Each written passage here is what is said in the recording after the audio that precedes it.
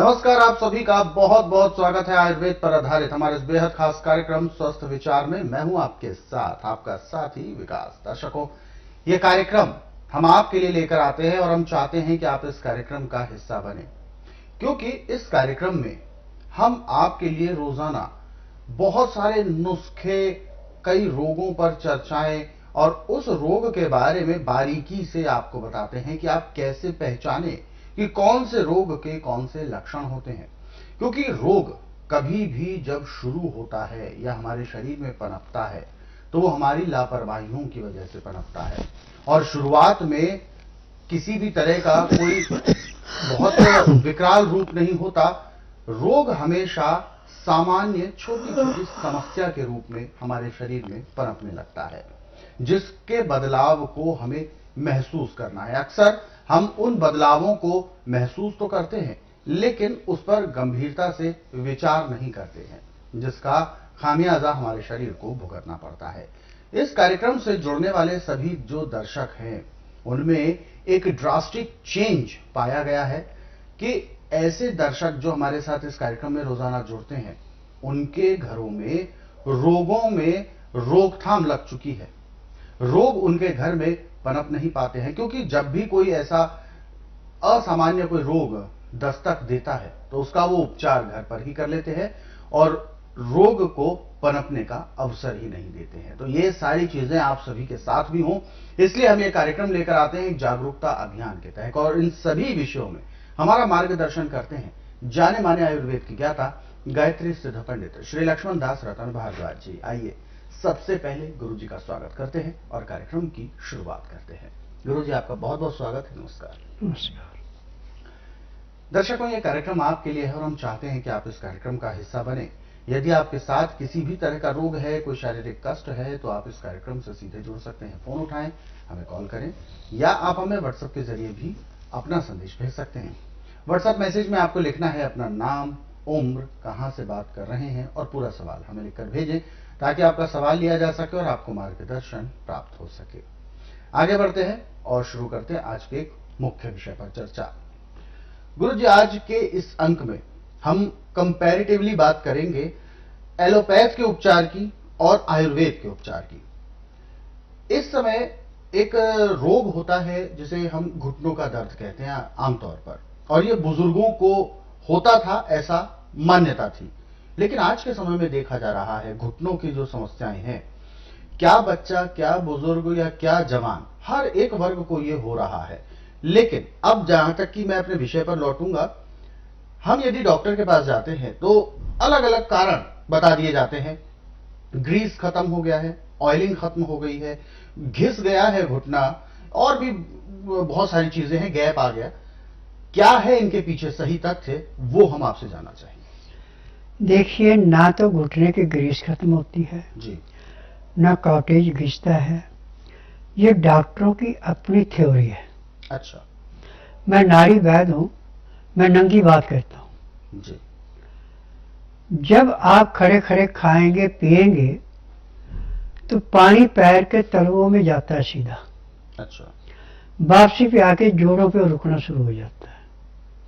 जब वो रुकता तो उसके साथ नजला बन जाता है। जहां नजला रुक गया पानी के साथ, वो यहाँ कंडम हो गया। अच्छा। एक मोटे तौर की बात बताऊं, पैर के तलवे से सिर के बाल तक के जितने रोग हैं सब नजले से प्रभावित हैं। जी, 95% रोग नजले से हैं। जी, आंखों को, कानों को, बालों को, दांतों को, जोड़ों को, सब जगह नजला सबसे ज्यादा प्रभावी है। यदि नजला आपका नॉर्मल स्थिति में है तो आपको रोग ही नहीं है। जब नजला आपका बढ़ जाता है और गाढ़ा होता है तो जहां पे जाके रुक गया वही हिस्सा कंडम हो गया। आप ऐसे समझिए जैसे चौराहे पे एक ट्रैफिक पुलिस वाला हाथ दे के ट्रैफिक को खड़ा कर देता है, वही काम नजले का है। जी, और नजले का रंग और हड्डी का रंग एक जैसा है। जब एक्सरे करते हैं, एमआरआई करते हैं, सीटी स्कैन करते हैं, कुछ भी करते हैं, तो उसमें जब रंग दोनों का एक है तो कहेंगे ये हड्डी है, ये घिस गई, ये बढ़ गई, कई बातें बनाएंगे। परंतु स्वस्थ विचार एकमात्र आश्रम ऐसा है कि इसमें जिस दिन रोगी आता है, जो बैठ गया तो खड़ा नहीं हो सकता, खड़ा हो गया तो बैठ नहीं सकता, नाड़ी परीक्षण कराने के 2 घंटे के अंदर आराम से बैठना उठना शुरू कर देता है। क्योंकि मैं जड़ी बूटियों से दवाइयां बनाता, मैं केमिकल नहीं बेचता। और जितनी भी आपको दवाइयां मिलेंगी, चाहे आयुर्वेदिक है, चाहे यूनानी है, चाहे होम्योपैथिक है, चाहे नेचुरल है, और एलोपैथिक में तो है सारा केमिकल है। परंतु स्वस्थ विचार में केमिकल किसी भी दवाई में नहीं पड़ता। और ये सारी दवाइयां जड़ी बूटियों में, 10,000 जड़ी बूटियों को पहचाने जिनसे मैं दवाइयां बनाता हूं। और इन दवाइयों की विशेषता, इनका साइड इफेक्ट कोई नहीं। और मेरी अपनी फार्मेसी दवाइयां बनाने के, मैं किसी भी बनी बनाई दवाइयां नहीं बेचता। और यहाँ पे ना तो रोगी से पूछते हैं कि आपको तकलीफ क्या है, ना रोगी के परिवार से पूछते हैं, ना कोई टेस्ट रिपोर्ट मांगते हैं। यहाँ तो नियम है कि बुधवार की मैं छुट्टी रखता हूँ, गुरुवार से लेकर मंगलवार तक नाड़ी परीक्षण करता हूँ। जिस दिन नाड़ी परीक्षण के लिए आना, उस दिन रात्रि 10 बजे तक खा पी के दातन कूड़ा करके बड़ी इलायची मुंह में रख के चूसते रहें। सुबह 9 से 10 के अंदर अपना नामकरण कराएं। 10 से 12 में नाड़ी परीक्षण करता हूँ। नाड़ी परीक्षण में पैर के तलुए से सिर के बाल तक की MRI, CT scan, X-ray, ultrasound, ECG, sonography, सब कुछ 5 सेकंड में हो जाती है। फिर उसमें जो भी कमी शरीर के अंदर पाई जाती है, दवाइयाँ दी जाती हैं। दवाइयाँ खाने की हैं, दवाइयाँ पीने की हैं, मालिश करने के तेल हैं, आंख में, नाक में, कान में डालने की दवाइयाँ हैं। जहाँ जहाँ शरीर के अंदर जो भी रोग है, सब दवाइयाँ इकट्ठी दी जाती हैं। ये मेडिकल साइंस है, आयुर्वेद के डॉक्टरों की हिस्ट्री नहीं है कि जो रोगी ने बताया, मशीन ने बताया, वो दवाई दे दी। यहाँ तो पैर के तलुए से सिर के बाल तक जो भी कमी पाई जाएगी, सब दवाइयाँ इकट्ठी दी जाती है। इन दवाइयों का वजन 15 किलो से लेकर 20 किलो के बीच का होता है, वो बीमारी के अनुसार से होता है। फिर उसके बाद जिसके घुटनों में दर्द है, जो बैठ उठ नहीं सकता, उसको नाक में डालने के लिए 1 शीशी दी जाती है। 1 शीशी दी जाती है मालिश करने के लिए, 50-50 ग्राम की शीशी होती है। नाक में शीशी डालने के बाद और 1 शीशी मालिश करा के वो आराम से बैठना उठना शुरू कर देता है। ये दवाइयों के अंदर कैसर है।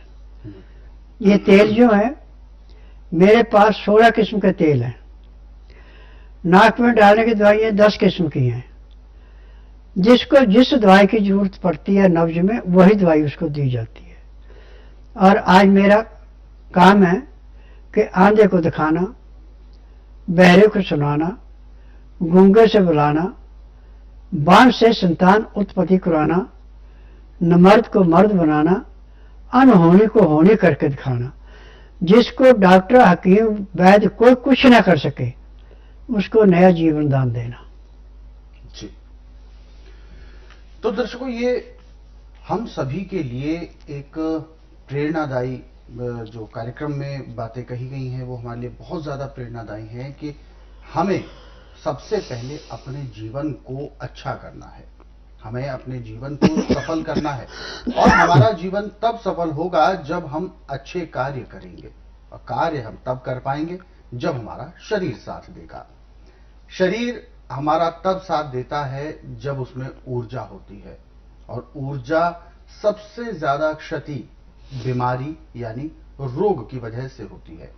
तो ऐसे में ऊर्जा की क्षति ना हो, रोग मुक्त आप रहें, और इसके लिए आपको नियम और परहेजों का पालन करना होता है। दिनचर्या को यदि आप व्यवस्थित कर लेंगे, जैसा कि गुरुजी ने बताया कि हमें कुछ नियम बनाने बहुत जरूरी है। हालांकि समय का अभाव होता है, बहुत कुछ हम जल्दी जल्दी करने का प्रयास करते हैं। भोजन भी हम यदि करते हैं तो सबसे पहले हम फास्ट फूड की ओर भागते हैं कि जल्दी से बनेगा, जल्दी से खाएंगे और जल्दी से अपने काम पर जाएंगे। भोजन करने का समय निर्धारित नहीं होता, और भोजन को भी बहुत जल्दी जल्दी खाया जाता है। ऐसा बिल्कुल ना हो। इस बात का जरूर ध्यान दें कि भोजन पौष्टिक होना चाहिए, भोजन को आपने प्रॉपर समय देना है, और साथ में पानी यदि पीना है तो उसका भी एक नियम है। पानी खड़े खड़े नहीं पीना है, इस बात का विशेष आपको ध्यान देना है। आज के इस दौर में हर वर्ग के साथ अगर घुटनों की समस्या बन रही है तो इसके पीछे बहुत बड़ा कारण है समय का अभाव। हमारी दिनचर्या में समय का बहुत बड़ा अभाव है, तो उसको हमें ठीक करना है। बस अपने दिनचर्या को यदि आपने ठीक कर लिया, कुछ नियम का पालन कर लिया, तो आप अपने आप को हर प्रकार के रोगों से बचाए रख सकते हैं।